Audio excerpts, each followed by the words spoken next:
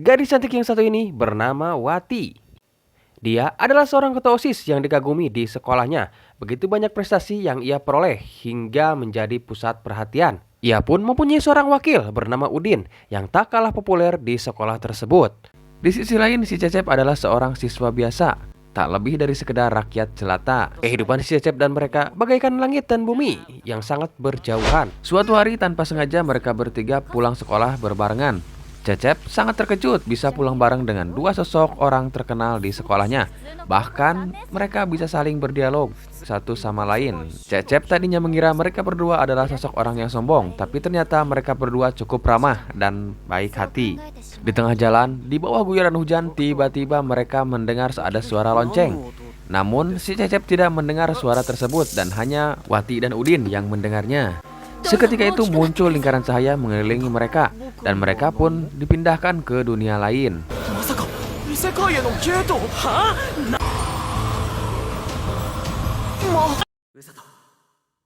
Mereka cukup bingung dengan apa yang terjadi. Sampai akhirnya sang raja memberi penjelasan. Raja sengaja memanggil mereka melalui ritual pemanggilan pahlawan, dengan harapan mereka bisa membantu kerajaan untuk mengalahkan Raja Iblis. Bukannya senang, si Udin malah marah terhadap perbuatan yang telah dilakukan oleh raja karena telah seenaknya memanggil mereka tanpa persetujuan.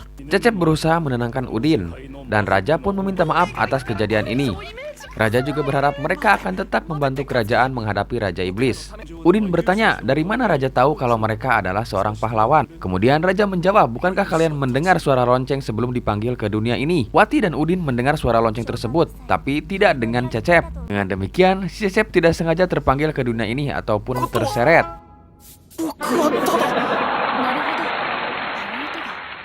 Tiba saatnya mereka dihadapkan pada bola sihir untuk mengetahui jenis ataupun tipe sihir yang mereka miliki. Yang pertama mencobanya adalah Wati. Bola pun menyala kuning keemasan. Hal ini berarti Wati memiliki kekuatan elemen petir.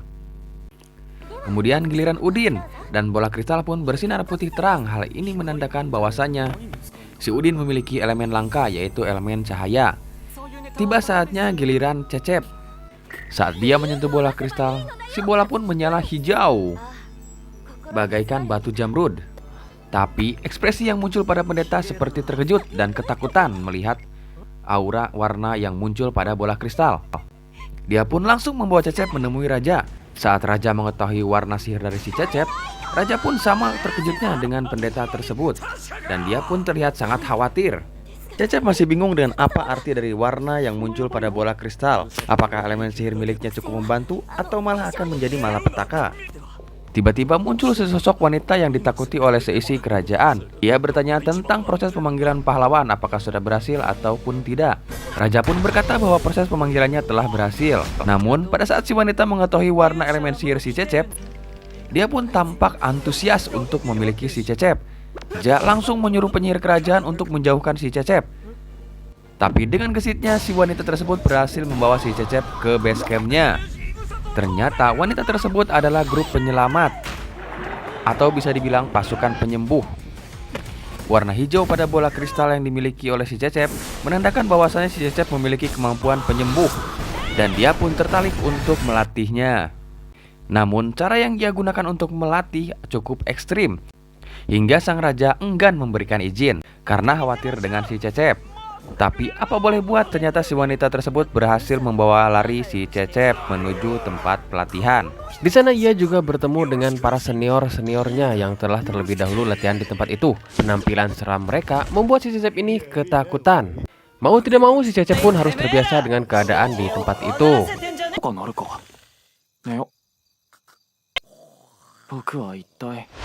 Keesokan paginya Wati dan Udin datang menjenguk karena khawatir dengan keadaan si Cecep yang dijemput paksa oleh seseorang.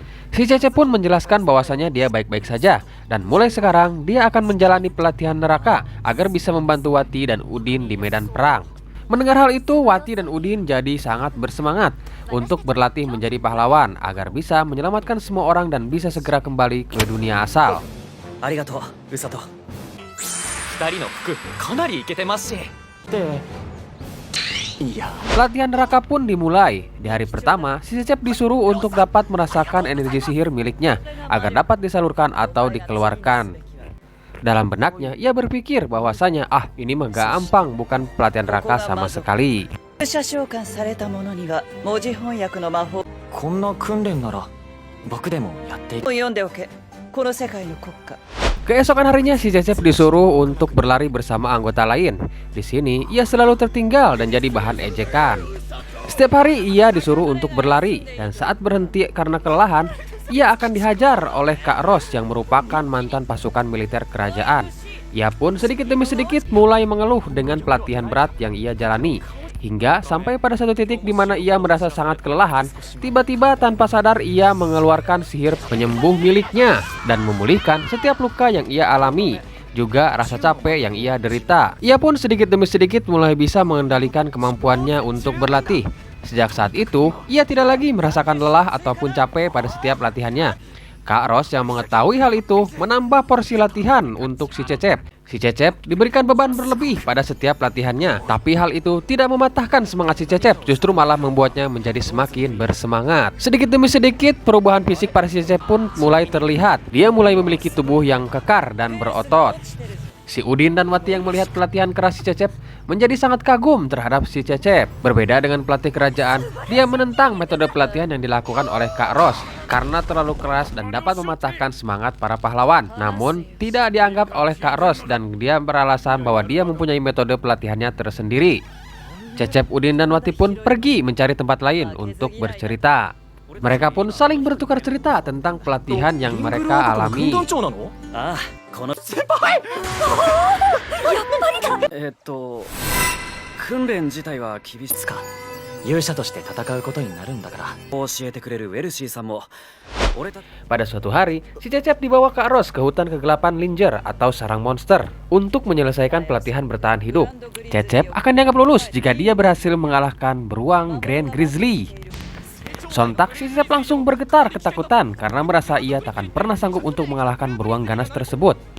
Tanpa pikir panjang, Kak Ros langsung melempar si Cecep ke tengah hutan. Si Cecep panik dan langsung mengaktifkan sihir penyembuh miliknya karena takut akan jatuh dan mati. Akhirnya Cecep berhasil mendarat dengan selamat. Tapi sialnya, ia malah langsung bertemu dengan Grand Grizzly dan seketika itu ia langsung berlari karena ketakutan dan belum ada persiapan untuk mengalahkan si Grand Grizzly tersebut.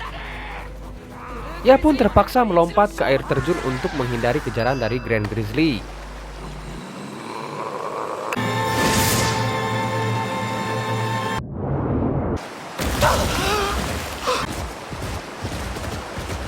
Cecep mulai berpikir keras untuk mengalahkan si beruang Grand Grizzly. Dan saat melihat ada bekas cakaran di pohon, tiba-tiba terlihat seperti ada sesuatu di balik semak-semak. Dan si Cecep pun langsung bersiaga untuk menghindari kemungkinan terburuk. Tapi ternyata di sana keluar seekor kelinci yang sedang terluka. Si Cecep pun membantu menyembuhkan luka kelinci tersebut. Setelah itu si kelinci jadi mengikuti terus si Cecep dan jadi penunjuk arah menuju pencarian Grand Grizzly. Si Cecep pun akhirnya berhasil menemukan sarang dari Grand Grizzly tersebut, tapi ia hanya mengawasi dan tidak melakukan apapun. Setelah itu, ia kembali ke tempat persembunyian untuk mengatur siasat ataupun rencana mengalahkan si Grand Grizzly. Tiba waktunya si Cecep membulatkan tekad untuk memburu Grand Grizzly. Tapi saat si Cecep sampai, seluruh Grand Grizzly sudah mati dimangsa monster lain. Dan dari balik batu ada anak Grand Grizzly yang masih hidup dan menangisi kematian orang tuanya. Si Cecep pun sangat marah karena monster buruannya sudah dihabisi monster lain. Ia pun memutuskan untuk memburu monster yang sudah menghabisi para Grand Grizzly. Setelah beberapa persiapan, akhirnya si Cecep bertarung dengan monster yang sudah menghabisi buruannya.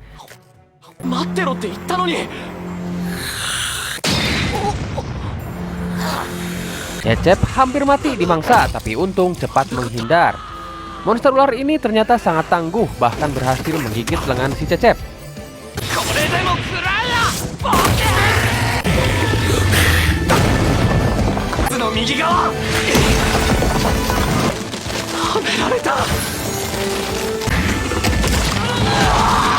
Si Cecep menyembuhkan luka gigitan dari si ular dan menyerang si ular tersebut dari dalam mulutnya. Ular itu pun membuka gigitannya dan si Cecep menghindar menjauh. Tapi tiba-tiba dia mulai merasa oleng terkena racun dari si ular. Untungnya ia tahu cara menyembuhkan dari serangan racun ular tersebut dan mulai menyerang si ular dibantu anak Blue Grizzly. Akhirnya mereka berdua berhasil mengalahkan monster ular.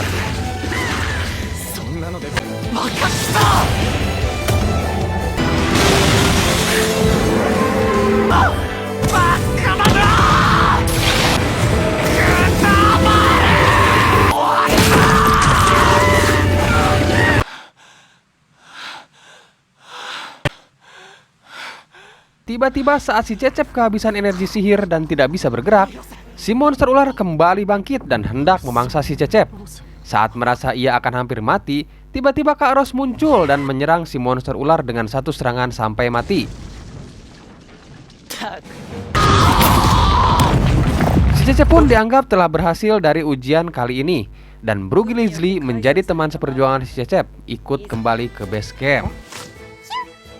乗り気な感じいいの今夜は眠れないと思う。もうやだ怖いこの人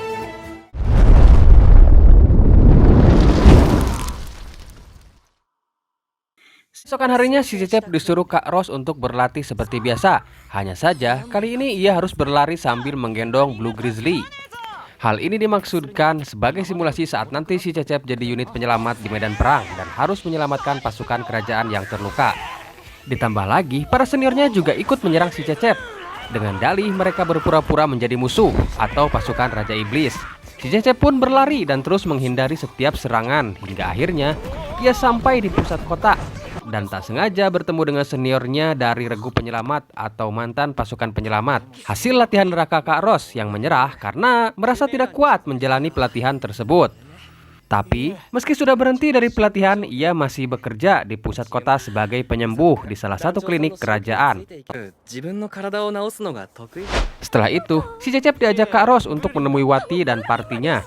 Si Cecep diminta untuk ikut bersama parti pahlawan Wati menuju hutan larangan Linger. Sesampainya di hutan, tiba-tiba mereka dihadang oleh sekawanan bandit. Para bandit itu meminta mereka untuk menyerahkan harta barang bawaan mereka.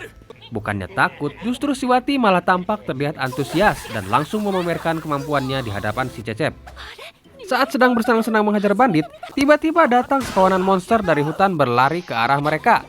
Mereka pun dibuat kaget dan belum sempat merespon apa yang terjadi karena kurang pengalaman.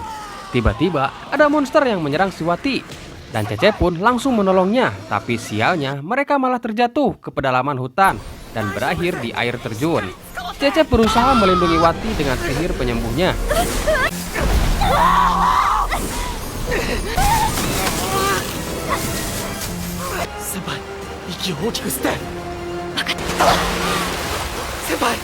Akhirnya mereka pun berhasil selamat. Dan Cecep jadi teringat bahwasanya di situ adalah tempatnya dulu melakukan pelatihan bersama gurunya.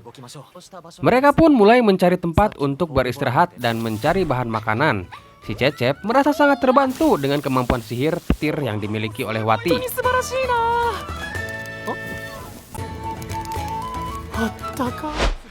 Keesokan harinya, mereka bertemu dengan Blue Grizzly dan teman partinya. Akhirnya, mereka pun kembali ke kerajaan dan melaporkan apa yang terjadi. Dari peristiwa tersebut, Raja menyimpulkan bahwasanya pasukan Raja Iblis sudah mulai bergerak dan mulai mendekati kerajaan. Raja pun memerintahkan Ros untuk menyelidiki kasus tersebut. Sesampainya di perbatasan, Ros melihat pasukan Raja Iblis yang sedang membangun sebuah jembatan menuju kerajaan mereka. Ros pun langsung melempar sebuah pohon untuk menghancurkan jembatan tersebut. Hal itu membuat pasukan Raja Iblis marah dan Ros pun langsung berlari meninggalkan tempat tersebut. Keesokan harinya si Cecep disuruh Ros untuk mengantarkan sebuah surat ke tempat seniornya. Sesampainya di sana, ia juga bertemu dengan adik dari senior tersebut yang merupakan mantan pasukan pelindung seperti kakaknya. Si Cecep pun memberikan surat tersebut kepada seniornya yang isinya bahwasanya pertempuran melawan pasukan Raja Iblis akan semakin dekat dan dia diminta untuk membantu tim penyelamat dalam peperangan yang akan datang. Sepulang dari sana, si Cecep tiba-tiba bertemu dengan seorang anak kecil dan dia diberikan penglihatan gambaran masa depan bahwasanya dalam perang yang akan datang para pahlawan akan terbunuh oleh kesatria hitam. Si anak kecil tersebut berharap agar si Cecep dapat merubah masa depan yang akan terjadi. Si Cecep yang shock dengan penglihatan tersebut mencoba mencari si anak kecil untuk mencari tahu apa yang terjadi. Tapi sayangnya si anak kecil tersebut sudah menghilang. Si Cecep mencoba bertanya kepada seorang penjaga apakah dia melihat seorang gadis kecil, tapi si penjaga tidak melihatnya. Kemudian tanpa sengaja dia bertemu dengan Kak Ros dan bertanya apakah Kak Ros tahu sesuatu tentang gadis bertelinga rubah dan apakah dia bisa memperlihatkan mimpi buruk atau masa depan. Kak Ros pun menjelaskan bahwasanya makhluk tersebut adalah ras Ajin dan memiliki bakat sihir langka. Konon di antara mereka ada pengguna sihir lamalan yang disebut sebagai pembaca waktu. Ros pun bertanya kepada Cecep kenapa bertanya seperti itu. Tapi si Cecep malah menghindar dan berkata kalau dia pernah membacanya di sebuah buku. Peperangan dengan ras iblis pun semakin dekat. Semua tentara kerajaan mulai bersiap untuk pertarungan tersebut. Di sisi lain, si Cecep dibuat galau dengan penglihatan yang ia lihat. Ia berpikir keras untuk menghindari agar hal tersebut tidak sampai terjadi. Tiba-tiba si Udin pun datang menemui si Cecep. Ia bercerita tentang ketakutannya menghadapi peperangan. Tapi di sisi lain ia tak bisa begitu saja mengabaikan rakyat kerajaan yang sudah terlalu baik terhadapnya. Si Cecep pun berusaha mengembalikan kepercayaan diri si Udin dan menenangkannya. Akhirnya si Udin mulai percaya diri dan kembali bersemangat.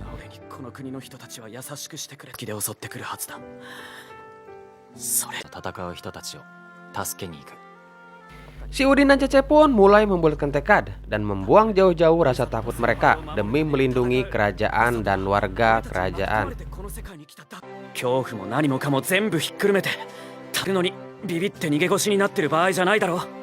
Persahabatan di antara mereka pun menjadi semakin akrab. Tak lama setelah itu si Wati datang menemui si Cecep. Tapi ternyata si Cecep tahu bahwasanya si Wati datang karena mengkhawatirkan si Udin. Diam-diam dia mengikuti si Udin dan merasa tenang setelah melihat si Cecep sudah menenangkan si Udin.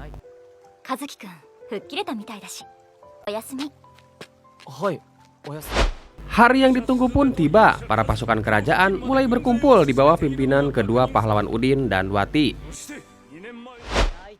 Di sisi lain, si Cecep diberi seragam oleh Kak Ros dan sedikit wejangan sebelum perang.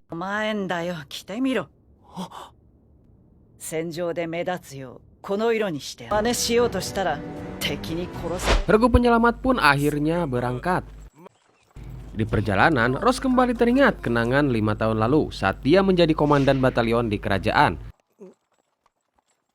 Waktu itu Ros dimintai raja untuk menyelidiki pergerakan pasukan Raja Iblis di hutan Lingger bersama pasukannya.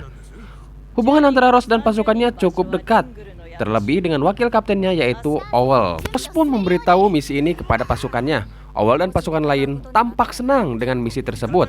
Ditambah lagi Ros akan ikut dalam misi. Hal itu menambah kepercayaan diri mereka bahwasanya takkan ada yang bisa mengalahkan mereka.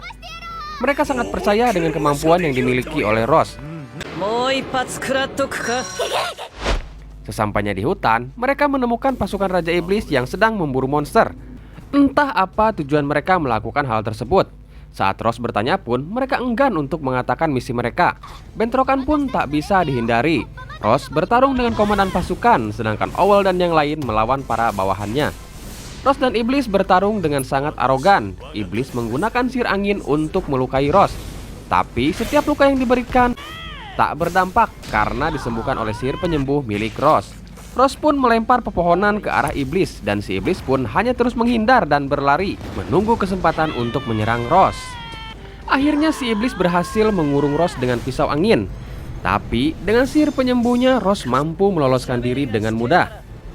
Merasa terpojok, si Iblis pun mengeluarkan senjata andalannya dan mulai menyerang Ros.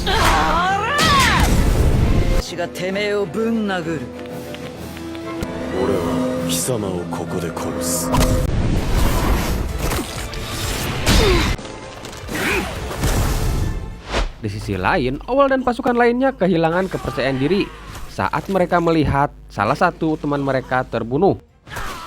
Mereka jadi bertindak gegabah dan tidak bisa mengendalikan diri mereka. Hasilnya, satu persatu dari mereka mulai terbunuh. Ross menjadi sangat marah melihat hal tersebut dan mulai menyerang brutal si iblis. Tapi sayangnya pedang si iblis berhasil melukai mata Ross sehingga Ross tidak bisa melihat dengan baik. Saat Ross akan dibunuh, tiba-tiba Owl berlari melindungi Ross. Dan akhirnya seluruh pasukan Ross terbunuh. それで満足に戦えるわけがない。 Ross pun menjadi semakin menggila. Dia membabi buta menyerang si iblis. Sampai saat ia akan menghabisi si iblis, tiba-tiba ada anak buahnya yang mencoba menyelamatkan. Ross menjadi ragu untuk membunuh si iblis tersebut karena teringat akan Owl yang mirip seperti dirinya.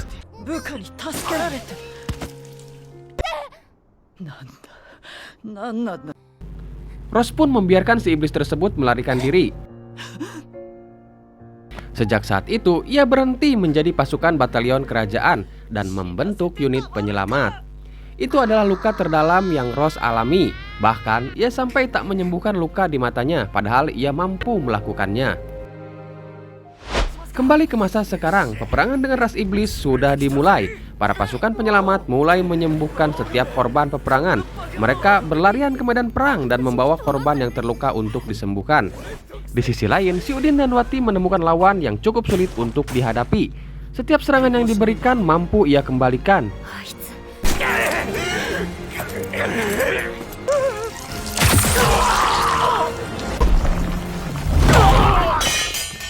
Dari sini, si Wati mengambil kesimpulan bahwasanya lawannya tersebut menggunakan sihir refleksi. Si Wati mencoba mencari cara untuk mengalahkan lawannya. Akhirnya, ia memutuskan untuk menyerang titik butanya, yaitu bagian belakang. Melalui kerjasamanya bersama si Udin, akhirnya ia berhasil mendaratkan sebuah serangan yang fatal pada Kesatria Hitam. Saat ia merasa akan menang, tiba-tiba si Kesatria Hitam itu membalikkan kembali setiap serangan yang diberikan, dan mereka pun terluka parah.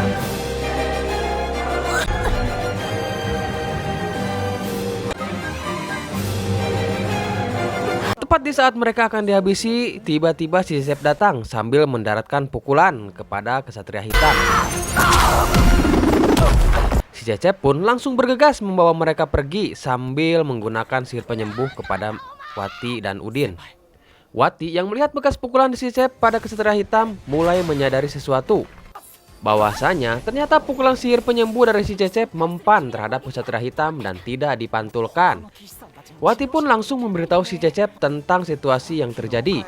Si Cecep pun memutuskan untuk menghadapi Kesatria Hitam agar tidak ada lagi orang yang menjadi korban dari Kesatria Hitam. Kesatria Hitam pun mulai mengamuk dan semakin marah dengan si Cecep. Dia mulai menyerang si Cecep, tapi entah kenapa serangannya tidak mempan terhadap si Cecep. Dia pun dihajar habis-habisan oleh si Cecep.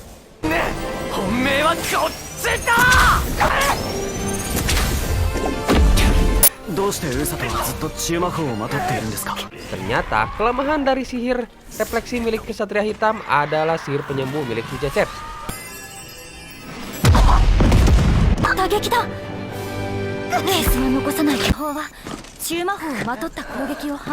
Cecep pun mulai memberikan serangan akhir atau jurus pamungkas yang diajari Ross.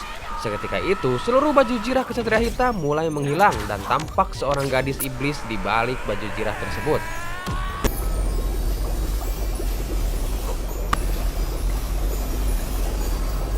Mereka pun langsung menangkap Kesatria Hitam. Pasukan iblis melaporkan hal ini kepada pimpinannya.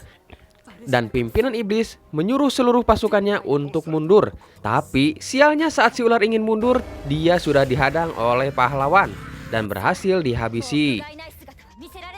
Untuk sementara peperangan pun berhasil dimenangkan berkat si Cecep yang berhasil menyelamatkan pahlawan, juga mengalahkan Kesatria Hitam. Kesatria Hitam pun menjadi tawanan perang. Si Cecep datang menemuinya dan menyembuhkan setiap luka-luka yang dia derita, meskipun dia adalah musuhnya. Sedikit demi sedikit, Kesatria Hitam pun mulai melunak terhadap perlakuan baik dari si Cecep.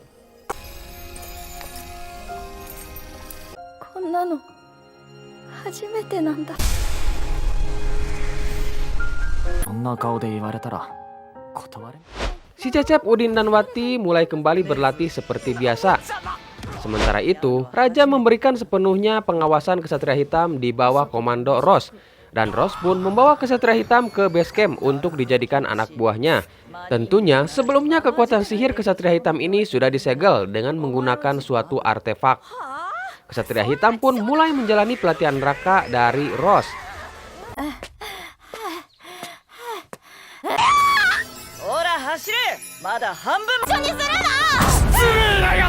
Di sisi lain, si Cecep, Udin, dan Wati diberikan misi lain ataupun misi baru oleh Raja untuk mengantarkan surat ke negeri lain. Keesokan harinya, saat sedang di pasar, tanpa sengaja si Cecep melihat si gadis rubah dan langsung menangkapnya untuk dimintai penjelasan. Si gadis rubah pun menjelaskan bahwasannya dia dari negeri binatang, datang untuk mencari seorang pengguna sihir penyembuh agar bisa menyelamatkan ibunya. Selain itu, dia juga berkata bahwasannya kemampuannya itu adalah bisa melihat masa depan. Dia pun meminta si Cecep untuk menolongnya. Si Cecep pun melaporkan hal ini kepada Ross dan Ross menyampaikannya kepada Raja.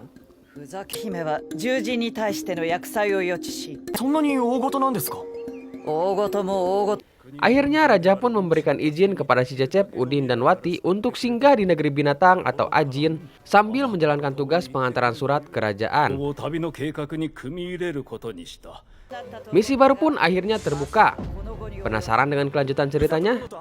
Stay terus di Urip TV untuk season kedua dari film ini. Terima kasih yang udah subscribe. See you in the next video. からもこの世界で生きていくしているんだ僕う